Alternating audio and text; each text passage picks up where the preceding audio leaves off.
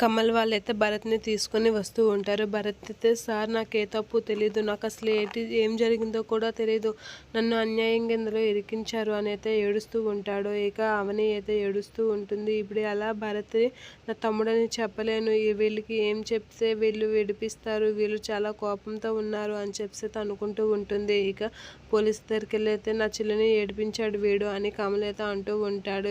వాడిని లాకప్లో వేయండి అని చెప్పి కానిస్టేబుల్కి చెప్తే భరత్ నుంచి వాడిని లాకప్లో వేస్తూ ఉంటారు. ఇక కూర్చోండి సార్, మీరు ఎఫ్ఐఆర్ రాయండి అని చెప్పి అయితే కంప్లైంట్ రాయండి అని చెప్పి చెప్తూ ఉంటాడు. ఇక రాజేంద్ర ప్రసాద్ అయితే కంప్లైంట్ రాస్తూ ఉంటాడు.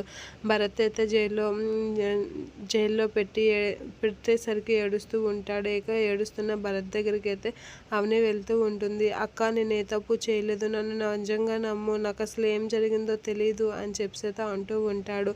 ఇక అవని అయితే భరత్ దగ్గరికి వెళ్ళి అసలు ఏం జరిగింది భరత్, ఎందుకు నువ్వు ఎందులో ఇరుక్కున్నావు అని అంటే, ఏమో అక్క, అమ్మకి న్యాయం అవుతుంది, ఇక్కడ ఎవరో ప్రసాదం ఇస్తే తింటే న్యాయం అవుతుంది అన్నారని వచ్చాను, తను ఫోన్ చేసిందని వచ్చాను, తర్వాత ఫోన్ లిఫ్ట్ చేయడం లేదని అలా కూర్చొని వెళ్ళిపోదాం అనే టైంలో ఎవరో ఒక ఇద్దరు ఎదవలు వచ్చి నా చేతిలో చున్నీ పెట్టారు అనేత అంటూ ఉంటాడు. ఆ మాట విని అవని అయితే షాక్ అవుతూ ఉంటుంది. ఇక కమల్ వీరైతే వదినేంటి వాడితోనే మాట్లాడుతుంది అనేది చూస్తూ ఉంటారు.